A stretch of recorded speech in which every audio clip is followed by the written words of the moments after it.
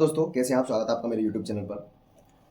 जैसा कि आप जानते हैं, अभी ऑलमोस्ट सारे स्टेट के रिजल्ट आ चुके हैं। 12th स्टैंडर्ड हो चाहे 10th स्टैंडर्ड हो, दोनों के ही रिजल्ट आ चुके हैं। और अभी जो नए नए लड़के या लड़कियां हैं, अब वो सोचने लगे हैं कि अब हमको आगे क्या करना है। ठीक है ना। तो बहुत से लोग ये भी सोचते हैं, हो सकता है किसी के घर में आर्थिक परेशानी हो तो वो आगे उस तरीके से नहीं पढ़ पाए जिस तरीके से वो चाहता है। या फिर कुछ लोग ऐसे भी होते हैं जिनका जुनून ही है कि हमको एक सरकारी नौकरी पाना है, या फिर हमको वर्दी पाना है, हमको पुलिस में लगना है, हमको आर्मी में जाना है। बहुत से लोगों का सपना होता है आर्मी में जाना। लेकिन अभी जब से अग्निवीर योजना आई है, तब से कुछ लोगों का सपना जो है टूट सा चुका है। वो ठीक है, उसके बारे में अपन बात नहीं करते हैं। बाकी अपन पुलिस के बारे में बात करते हैं कि अगर जिन मेरे भाइयों का सपना है पुलिस बनने का, और अभी अभी वो पास आउट हुए हैं, तो उनको क्या करना चाहिए। तो वो गाइडेंस मांगते हैं इधर से उधर से, सब दूर पूछते हैं कि हमको क्या करना चाहिए कि हम पहली बार में ही सेलेक्ट हो जाएं। ठीक है, इधर उधर भटकना ना पड़े। तो आजकल तो क्या है, लाइब्रेरी का ज़माना है, तो ज़्यादातर लोग लाइब्रेरी में भग रहे हैं। ठीक है, जाके लाइब्रेरी में पढ़ना उनको ठीक है, वो भी एक अच्छा काम है। वहाँ आपको एक मोटिवेशन मिलता है। 4 लोग अगर आपके सामने पढ़ रहे हैं तो आपको भी एक पढ़ने का मोटिवेशन मिलता है। लेकिन आपको करना क्या है, ये गाइडेंस वहाँ आपको कोई भी नहीं दे पाएगा, ना लाइब्रेरी में दे पाएगा। एक अच्छा टीचर, अगर एक अच्छा गुरु आपको मिल जाता है तो आपको गाइड ज़रूर कर पाएगा कि आपको किस जॉब के अनुसार किस तरीके से आपको पढ़ाई करनी है, और किस चीज़ को आपको ज़्यादा पढ़ना है और किस चीज़ को आपको नॉर्मल पढ़ना है। ठीक है ना। वैसे पढ़ाई हर सब्जेक्ट की आपको करनी है, ऐसा नहीं है कि कोई सब्जेक्ट आप कमज़ोर छोड़ सकते हो। ठीक है ना। अगर आप सिलेक्शन पाना चाहते हो तो एवरेज से ऊपर आपको हर सब्जेक्ट को पढ़ना होगा।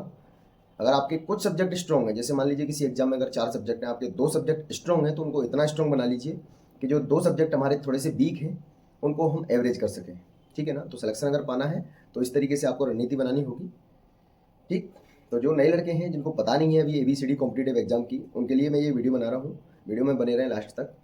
तो ज़्यादा बड़ी वीडियो नहीं होगी, छोटी सी वीडियो होगी। कुछ चीज़ों को आपको फोकस करना है। सबसे पहले तो आपको अपना मैथ देखना है, मैथमेटिक्स का पूरा सिलेबस करना है। एग्जाम देने से पहले आपको आपका सिलेबस कंप्लीट करना होगा। एग्जाम मतलब आप फॉर्म फिल करने की अभी सोचिए मत, भर्ती आएगी नहीं आएगी वो सब आप छोड़ दीजिए। अभी सिर्फ आप अपने सिलेबस पे ध्यान दीजिए। सिलेबस अपने को क्या है, पहले कवर करना है। सबसे पहले अगर अपना सिलेबस कवर होगा तो अपन कुछ भी कर लेंगे बाद में, फिर अपना जो रिवीजन है अपन कर सकते हैं। तो सबसे पहले आपको मैथमेटिक्स का सिलेबस कवर करना है। उसके लिए आप ऑनलाइन पढ़ सकते हो, ऑफलाइन किसी भी टीचर से जाकर पढ़ सकते हो। ऑफलाइन आजकल आजकल क्या, पहले से ही कोचिंग बहुत चल रही है, आजकल ऑनलाइन का ज़माना ज़्यादा है। ऑनलाइन कोचिंग आजकल ज़्यादा है। पेड कोर्सेज ले लीजिए, या तो पूरा जो कोर्स उस तरीके से भी मिलते हैं कि किसी एक पर्टिकुलर भर्ती को टारगेट करके वो लोग कोर्सेज अपने सेल करते हैं, या फिर एक पर्टिकुलर सब्जेक्ट को लेके वो कोर्सेज सेल करते हैं। तो आप कोई भी कोर्स ले सकते हैं। मेरे हिसाब से एक पर्टिकुलर सब्जेक्ट वाइज आप कोर्स ले लो। पहले मैथ का ले लो, पहले का एक साथ ही ले लो, मैथ का, रीजनिंग का और इंग्लिश का। इंग्लिश का आप लो मत लो, आपको अगर सिर्फ सिंपल पुलिस ही बनना है तो आपको इंग्लिश की ज़रूरत नहीं है। बाकी आप अगर यूपी में जाओगे तो आपको हिंदी की ज़रूरत पड़ेगी। तो हिंदी आप नॉर्मल आती है, आप यूँ भी पढ़ सकते हो किसी भी बुक से। ठीक है ना। लेकिन आपको मैथ और रीजनिंग दोनों चीज़ स्ट्रॉन्ग होना बहुत ज़रूरी है। किसी भी स्टेट का पुलिस एग्जाम निकालना है आपको, तो आपको ये मैथ रीजनिंग दोनों सब्जेक्ट आपके बहुत स्ट्रॉन्ग होने चाहिए। और जो GS है वो बहुत स्ट्रॉन्ग हर किसी की नहीं हो पाती है, लेकिन फिर भी आपको एवरेज करना बहुत ज़रूरी है। आपको हिस्ट्री एक बार 2 बार सिलेबस खत्म करना पड़ेगा। आपको ज्योग्राफी का 2 बार सिलेबस खत्म करना पड़ेगा। आप जो भी टॉपिक्स हैं GS में जो भी आते हैं, करंट अफेयर्स वगैरह, वो सब आपको एक साथ लेके चलना होगा। करंट अफेयर्स को अभी आप अगर छोड़ भी दो, जब एग्जाम आए तो 6 महीने के, 8 महीने के, 1 साल तक के करंट अफेयर्स उस समय आप पढ़ सकते हो। लेकिन अभी से आपको हिस्ट्री, ज्योग्राफी, इकोनॉमिक्स और ये सब साइंस में फिजिक्स, केमिस्ट्री, बायोलॉजी का आजकल बहुत ज़्यादा वेटेज आने लगा है एग्जाम्स में। खासकर रेलवे के एग्जाम में बहुत सारे क्वेश्चन आपको देखने मिलेंगे बायोलॉजी और केमिस्ट्री के। तो वो भी आपको साथ में लेके चलना है, साइंस भी आपको साथ में ही लेके चलना है। ठीक है ना। लेकिन मेरा जो कहना है, मेन फोकस आपको जो रखना है वो मैथ और रीजनिंग पे है, क्योंकि ये 2 ऐसे सब्जेक्ट हैं इसमें आप 100 आउट ऑफ 100 स्कोर कर सकते हो।